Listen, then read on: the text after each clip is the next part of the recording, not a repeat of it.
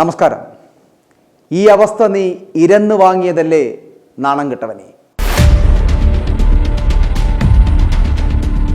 കാല് പിടിക്കുമ്പോൾ മുഖത്ത് ചവിട്ടുകയാണ് UDF. ഇനി കാല് പിടിക്കാനില്ല എന്ന് അൻവർ. ഇനി പ്രതീക്ഷ മുഴുവൻ KC വേണുഗോപാലിലാണെന്നും PV അൻവർ പറയുകയാണ്. കോൺഗ്രസിൽ നിന്നുണ്ടായ അവഗണനകൾ എണ്ണിപ്പറഞ്ഞുകൊണ്ടാണ് നിലമ്പൂരിൻ്റെ മുൻ MLA P അൻവർ ഇന്ന് രംഗത്തെത്തിയത്. VD സതീശൻ ചെളിവാരി എറിഞ്ഞ് ദയാപഥത്തിന് വിട്ടുവെന്നും ജനങ്ങൾക്ക് വേണ്ടി സംസാരിക്കുമ്പോൾ താൻ അധിക പ്രസംഗിയാണ് എന്നും കാല് പിടിക്കുമ്പോൾ മുഖത്ത് ചവിട്ടുകയാണ് ഇപ്പോൾ UDFും കോൺഗ്രസും ചെയ്യുന്നത് എന്നും അൻവർ പറയുന്നു. ഇനി താൻ കാല് പിടിക്കാനില്ല, കത്രിക പൂട്ടിട്ട് പൂട്ടാൻ നോക്കുകയാണ് ഇവർ.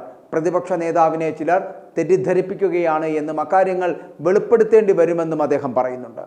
മുസ്ലിം ലീഗ് നേതാക്കളായിട്ടുള്ള പാണക്കാട് തങ്ങളും PK കുഞ്ഞാലിക്കുട്ടിയും തനിക്ക് വേണ്ടി ഇടപെടുകയും ചെയ്തു.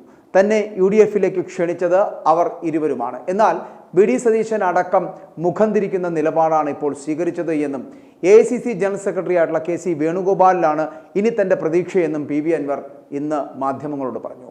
UDFിന് കത്ത് നൽകി 4 മാസമായി എന്നും 2 ദിവസം കൊണ്ട് തീരുമാനം പ്രഖ്യാപിക്കാമെന്നുമാണ് പറഞ്ഞിരുന്നത്. എന്നാൽ അത് നടന്നിട്ടില്ല. അതിനുശേഷം VDയെ ഫോണിൽ ബന്ധപ്പെടാൻ നോക്കിയപ്പോൾ, VD സതീശനെ ഫോണിൽ ബന്ധപ്പെടാൻ നോക്കിയപ്പോൾ നടന്നിട്ടില്ല എന്നുകൂടി പറയുകയാണ്.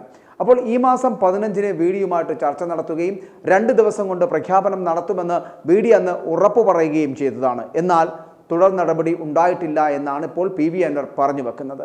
സർക്കാരിനെ താഴെ ഇറക്കുക എന്നതാണ് തൻ്റെ പ്രധാന ലക്ഷ്യമെന്നും മുന്നണിയാക്കാമെന്ന് പറഞ്ഞപ്പോൾ അതും സമ്മതിക്കുകയാണ് ചെയ്തത് എന്നും, എന്നാൽ തന്നെ വസ്ത്രാക്ഷേപം നടത്തി തെരുവിലേക്ക് വിടുകയാണ് ഇപ്പോൾ ചെയ്തിരിക്കുന്നത് എന്നാണ് PV അൻവർ പറയുന്നത്. ഇനി PV അൻവറിൻ്റെ വാക്കുകളിലേക്ക്. കേരളം നേരിടുന്ന വലിയ ചില പ്രതിസന്ധി, ജനങ്ങളുടെ ഇടയിലുള്ള ചില പ്രതിസന്ധികളും വരാനിരിക്കുന്ന ഗവൺമെന്റിലെ ADGP അജിത് കുമാർ അടക്കമുള്ള ഒരു വലിയ സംഘം, പോലീസിലെ ഒരു വിഭാഗം RSSുമായി കൂട്ടുചേർന്നുകൊണ്ട് കേരളത്തിൽ നടത്തിക്കൊണ്ടിരിക്കുന്ന ഒട്ടനവധി കാര്യങ്ങൾ, അതുമായി ബന്ധപ്പെട്ട വിഷയങ്ങൾ ADGPയുടെയും അന്നത്തെ ജില്ലാ പോലീസ് സൂപ്രണ്ടായ സുജിത് ദാസിന്റെയും നേതൃത്വത്തിൽ എയർപോർട്ട് കേന്ദ്രീകരിച്ചുകൊണ്ട് നടക്കുന്ന കള്ളക്കടത്ത്, റിദാൻ ബാസിൽ കേസ്, കോഴിക്കോട് നഗരത്തിൽ നിന്ന് പച്ചാപ്പകൽ കാണാതായ മാമി, ഭരണരംഗത്തെ IAS, IFS, IRS തുടങ്ങിയ ലോബിയും കേന്ദ്ര RSS നേതൃത്വവുമായുള്ള ബന്ധം, ഇതായിരുന്നല്ല വിഷയം. ഇതെല്ലാം പറഞ്ഞുകൊണ്ടാണ്, പ്രതിഷേധിച്ചാണ് ഞാൻ LDFിൽ നിന്ന് ഇറങ്ങി വരുന്നത്. ഒരു ഘട്ടത്തിൽ എന്നെ കള്ളക്കടത്തുകാരനായി ചിത്രീകരിക്കപ്പെടുന്ന ഒരവസ്ഥ പോലും ഉണ്ടായി. നിങ്ങൾക്കറിയാം, ബഹുമാനപ്പെട്ട മുഖ്യമന്ത്രിയെ ഈ കള്ളക്കടത്തിന് നേതൃത്വം നൽകിയിരുന്ന ADGP അജിത് കുമാർ തെറ്റിദ്ധരിപ്പിച്ച് ഈ കള്ളക്കടത്തുകാരുടെ പിന്നിൽ PV അൻവറാണ് എന്ന് അദ്ദേഹത്തെ ധരിപ്പിച്ചതിന് ശേഷം അദ്ദേഹം അങ്ങനെ സ്റ്റേറ്റ്മെന്റ് നടത്തുകയുണ്ടായി. ഞാൻ വിശദീകരിക്കുന്നില്ല. അപ്പോൾ ഞാൻ നിന്നിരുന്ന പ്രസ്ഥാനത്തിൽ എന്നെ കള്ളനാക്കുന്ന ഒരു ഘട്ടം വരുമ്പോഴാണ് നിജസ്ഥിതി കേരളത്തിലെ ജനങ്ങളോട് പറയേണ്ട ബാധ്യത എനിക്ക് വന്നത്. അങ്ങനെയുള്ള കുറച്ച് കാര്യങ്ങളുണ്ട്. അങ്ങനെയാണ് ഞാൻ ആ ഒരു ഘട്ടത്തിൽ മാറി വരുന്നത്. മാറി വന്നതിന് ശേഷം കേരളത്തിലൊരു വലിയ വനനിയമ ഭേദഗതി ബില്ല് വന്നു. ഏറ്റവും കൂടുതൽ രൂക്ഷമായ പ്രശ്നങ്ങൾ, വന്യമൃഗ പ്രശ്നം കേരളത്തിൽ ഉള്ളൊരു പ്രദേശം കൂടിയാണ് നിലമ്പൂർ. ആ ബില്ല് എന്ന് പറയുന്നത് വനനിയമ ഭേദഗതി ബില്ലായിരുന്നു. ആ ഭേദഗതി ബില്ല് എന്ന് പറയുന്നത് ഇന്ന് ഫോറസ്റ്റ് ഉദ്യോഗസ്ഥന്മാർക്ക് ഒരാളെ അറസ്റ്റ് ചെയ്ത് പോലീസ് സ്റ്റേഷനിൽ ഹാജരാക്കാതെ നേരിട്ട് ഹാജരാക്കാൻ ഉള്ള അധികാരമില്ല. ആയുധങ്ങൾ ഉപയോഗിക്കാനുള്ള അധികാരമില്ല. ഒരു പോലീസ് ഫോഴ്സിന്റെ എല്ലാ ശേഷിയും സംസ്ഥാന ഫോറസ്റ്റ് ഉദ്യോഗസ്ഥർക്ക് നൽകിക്കൊണ്ടുള്ള അമെൻമെന്റ് ആയിരുന്നു അതിലൊരു പ്രധാന ഭാഗം. എന്ന് പറഞ്ഞാൽ ഇന്ന് ഈ മലയോര മേഖലയാകെ ജനങ്ങളും ഫോറസ്റ്റ് ഡിപ്പാർട്ട്മെന്റുമായിട്ട് എന്നും പ്രതിഷേധങ്ങളും പ്രശ്നങ്ങളും സമരങ്ങളുമാണ്. ഒരു മനുഷ്യനെ ആന ചവിട്ടി കൊന്നാൽ അതിന് പ്രതിഷേധിക്കുന്ന മനുഷ്യരെ വീട്ടിൽ പോയി അറസ്റ്റ് ചെയ്ത് മജിസ്ട്രേറ്റിന്റെ മുമ്പിൽ ഹാജരാക്കാതെ DFOയുടെ മുന്നിൽ ഹാജരാക്കി അദ്ദേഹത്തിന്റെ സ്റ്റേറ്റ്മെന്റ് റെക്കോർഡ് ചെയ്ത് നേരിട്ട് റിമാൻഡ് ചെയ്യാനുള്ള എന്താ പറയുക കാർഡൻ നിയമമായിരുന്നത്. ആ നിയമത്തെ നമ്മൾ എതിർത്തു. ഇന്ന് നമ്മളെ കുടിവെള്ളം തരുന്നത് മുഴുവൻ പുഴകളാണ്. ആ പുഴകൾ ആരംഭിക്കുന്നത് ഒട്ടുമിക്കതും ഫോറസ്റ്റിൽ നിന്നാണ്. അപ്പോൾ ഫോറസ്റ്റിൽ നിന്ന് ആരംഭിക്കുന്ന പുഴയായതുകൊണ്ട് ആ പുഴ അറബിക്കടലിൽ എത്തുന്നത് വരെയുള്ള ആ വെള്ളത്തിൻ്റെ അവകാശം ഫോറസ്റ്റ് ഡിപ്പാർട്ട്മെൻറ്റിന് കൈമാറുന്നതായിരുന്നു അതിലെ മറ്റൊരു വലിയ വിഷയം.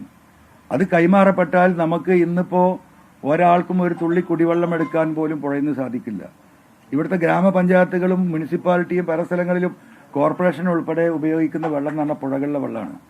അതിൻ്റെ മുകളിൽ റെസ്ട്രിക്ഷൻസ് വരും, അതിൽ നിന്ന് ഫോറസ്റ്റിൻ്റെ NOC വേണ്ടി വരും എന്ന് പറഞ്ഞാൽ കുടിവെള്ളത്തിന് പോലും റേഷൻ കടയെ സമീപിക്കേണ്ട അവസ്ഥയിലേക്ക് കേരളം എത്തുന്ന അത്രയും ജനവിരുദ്ധമായിട്ടുണ്ടായിരുന്ന ഒരു ബില്ലായിരുന്നു. അതിന് നമ്മൾ ശക്തമായി എതിർത്തു. അതിനെ എതിർക്കുന്നതും ഇങ്ങനെ ഒരു ബില്ല് വരുന്നുണ്ട് എന്നും കേരളത്തിലെ ജനങ്ങളോട് അന്ന് ഞാനാണ് വിളിച്ചു പറയുന്നത്. ആ ബില്ല് പബ്ലിഷ് ചെയ്തില്ല, പത്രത്തിൽ പരസ്യം ചെയ്തില്ല, ജനങ്ങളോടുള്ള അതിനുള്ള പ്രതികരണം തേടിയില്ല. ഗസറ്റിൽ പബ്ലിഷ് ചെയ്തുകൊണ്ട് നിയമസഭ പോലും അറിയാതെ ഒളിച്ചു കടത്തിയ നിയമസഭയിൽ MLA-മാർ ഉച്ചഭക്ഷണം കഴിക്കുന്ന സമയത്ത് അത് പാസ്സാക്കിയെടുക്കാനുള്ള നിഗൂഢമായ നീക്കത്തെ അന്ന് ആ സമരത്തിലൂടെയാണ് ഞാൻ പൊളിക്കുന്നത്. ആ സമരത്തിന്റെ ഭാഗമായിട്ട് നിലമ്പൂരിൽ എത്തുമ്പോഴാണ് DFO ഓഫീസുമായി ബന്ധപ്പെട്ട മണി എന്ന് പറയുന്ന സഹോദരന്, ആദിവാസി സുഹൃത്ത്, അന്നേ ദിവസമാണ് നിലമ്പൂരിൽ ചവിട്ടിക്കൊല്ലുന്നത്. അങ്ങനെയാണ് നമ്മൾ ഫോറസ്റ്റ് ഓഫീസ് ഉപരോധിക്കുന്നത്. ആ ഫോറസ്റ്റ് ഓഫീസ് ഉപരോധിച്ച ആ സമരത്തിൽ അവിടെ ഒരു പ്ലാസ്റ്റിക് സ്റ്റൂളും ഒരു ഗ്ലാസും പൊട്ടിയത് 350-550 രൂപയുടെ നഷ്ടമാണ്. അതിൻ്റെ പേരിൽ വലിയ അക്രമിയായി എന്നെ സ്വീകരിച്ച് രാത്രി 12 മണിക്ക് പോലീസ് ഈ വീട്ടിൽ നിന്നും എന്നെ അറസ്റ്റ് കൊണ്ടുപോയി ജയിലിൽ അടച്ചത് നിങ്ങൾ കണ്ടതാണ്. നിങ്ങൾ കണ്ട വിഷയമാണ്. ജുഡീഷ്യറിയുടെ സത്യസന്ധതയോണ്ടും അവർ ഈ കാര്യങ്ങൾ വിലയിരുത്തിയത് കൊണ്ടുമാണ് എനിക്കന്ന് ജാമ്യം കിട്ടിയത്. അല്ലെങ്കിൽ മാസങ്ങൾ എന്നെ ജയിലിലിടാനുള്ള പ്ലാനായിരുന്നു. ഈ വിഷയങ്ങളൊക്കെ ഞാൻ ഒറ്റയ്ക്ക് നേരിടുകയാണ്, നിങ്ങൾ മനസ്സിലാക്കണം. അത് കഴിഞ്ഞു വന്നു. അതിൻ്റെ മുമ്പ് ചേലക്കര തെരഞ്ഞെടുപ്പ് നടന്നു, പാലക്കാട് തെരഞ്ഞെടുപ്പ് നടന്നു. ഞങ്ങൾ ആ വിട്ടു വന്ന സമയത്താണ്. അങ്ങനെ ഈ തെരഞ്ഞെടുപ്പിൽ UDF-ന് പിന്തുണ കൊടുക്കണമെന്ന് പറഞ്ഞു. ഞങ്ങൾ കൂടിയാലോചനകൾ നടത്തി. പാലക്കാട് നമുക്കറിയാം വലിയ വിഷയമായിരുന്നു. സെക്കൻഡായി നിന്നിരുന്ന BJP-യാണ്. BJP-യുടെ കടന്നുവരവ് തടയണമെന്നത് നിർബന്ധമാണ്. ആ നിലക്ക് UDF-ന്റെ ആ റിക്വസ്റ്റ് നമ്മൾ അംഗീകരിച്ചു. ബഹുമാനപ്പെട്ട പ്രതിപക്ഷ നേതാവുമായിട്ട് തന്നെയാണ് ഞാൻ സംസാരിച്ചത്.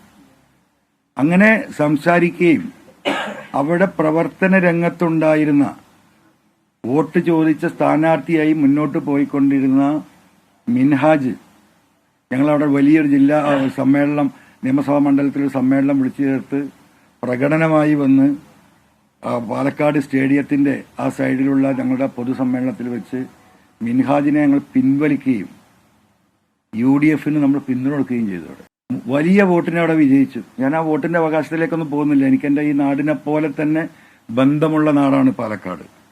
അതെല്ലാവർക്കും അതുമായി ബന്ധപ്പെട്ടവർക്ക് അറിയുന്നതാണ്. അവിടെ മിൻഹാജ് എന്ന് പറയുന്ന സ്ഥാനാർത്ഥിയുടെ അവിടുത്തെ പശ്ചാത്തലവും റാവുത്തർ ഫാമിലിയായിരുന്നു. ആ മുനിസിപ്പാലിറ്റിയിലെ ഏറ്റവും കൂടുതൽ മുസ്ലിം കമ്മ്യൂണിറ്റിയിലെ കേരളത്തിൽ തന്നെ ഏറ്റവും കൂടുതലുള്ള റാവുത്തർ സമുദായം താമസിക്കുന്ന സ്ഥലമാണ്. i2i News, an eye for truth. i2i News subscribe ചെയ്തിട്ടില്ലാത്തവർ ഇപ്പോൾ തന്നെ സബ്സ്ക്രൈബ് ചെയ്യുക. നോട്ടിഫിക്കേഷൻ ലഭിക്കുവാൻ ബെൽ ബട്ടണും അമർത്തുക.